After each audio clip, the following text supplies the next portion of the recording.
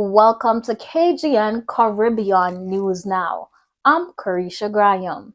Our top stories this week: Jamaica's murder rate is down 35% this year. St. James and Kingston Eastern saw the biggest drops.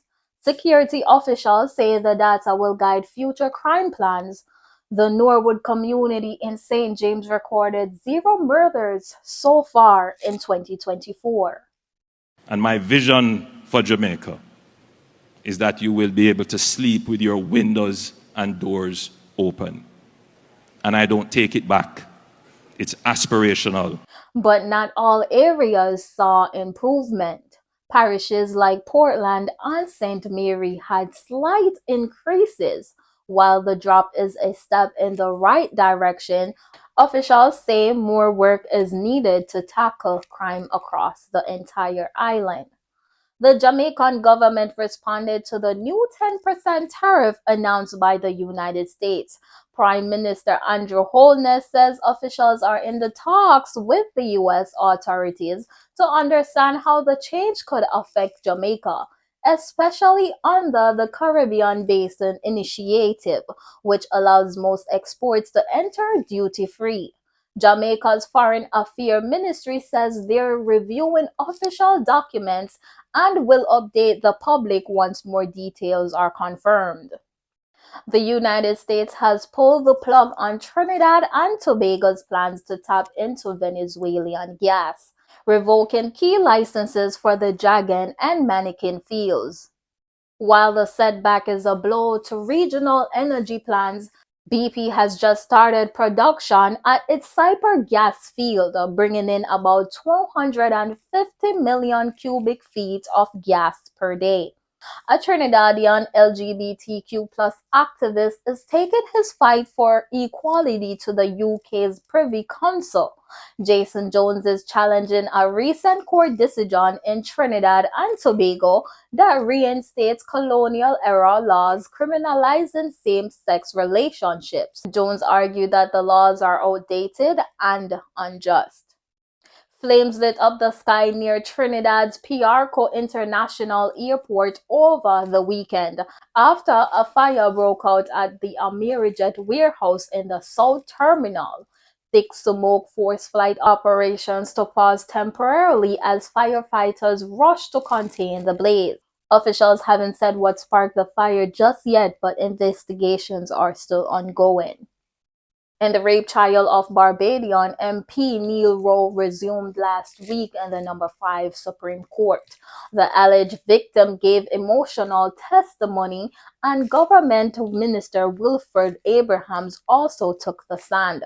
The case has drawn national attention, and court proceedings are expected to continue this week.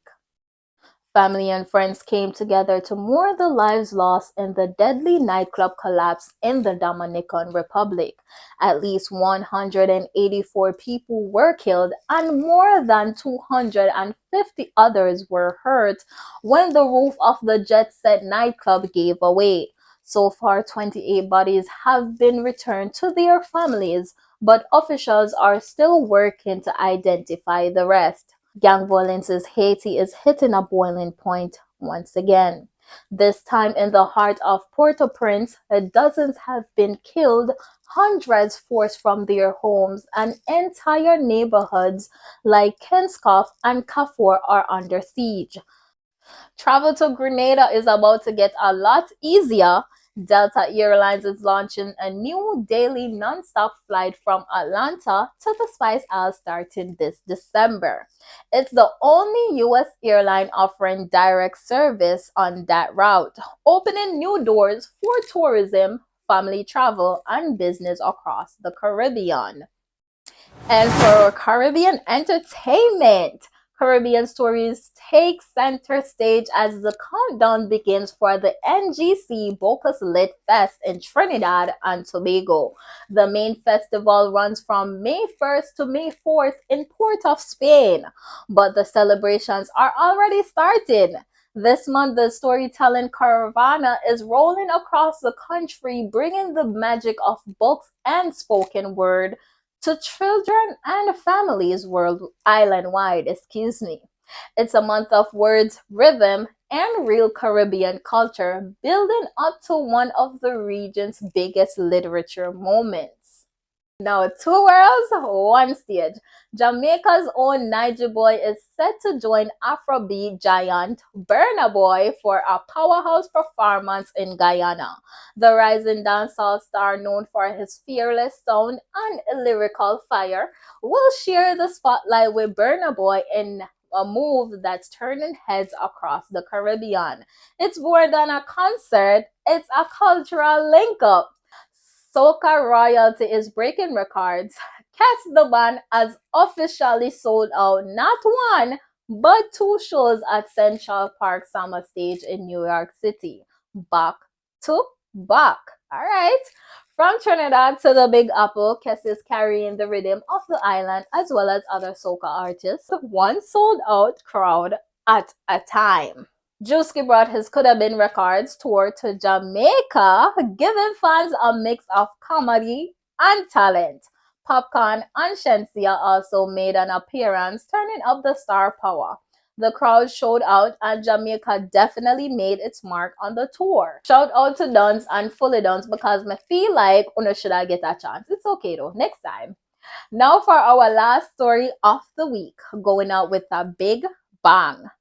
Brooklyn made history this weekend as dancehall legend Vybz Kartel lit up the Barclays Centers, yeah, like literally. His first US concert in over 20 years. 20 years, now? Can you believe that? From Flatbush to Fort Greene, fans packed the venue for what felt like a homecoming. The vibes were electric, the lyrics sharp, and the energy, oh god, pure Gaza. For many, it wasn't just a concert, it was a cultural moment that brought the heart of Jamaica straight to New York City. Thank you for joining us for this edition of KGN Caribbean News Now. I'm Karesha Graham. See you next week right here where vibes meets truth and every island will eventually get the spotlight.